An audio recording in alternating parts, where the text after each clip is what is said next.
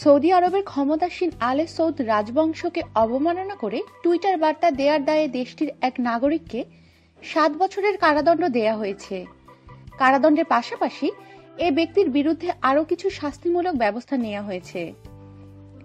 রাজধানী রিয়াদের বিশেষ ফৌজদারি আদালত সোমবার এ রায় ঘোষণা করেছে।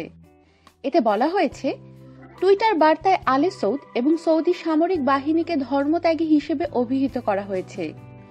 সৌদি চ্যানেল আল একবারিয়া এ খবর দিয়েছে।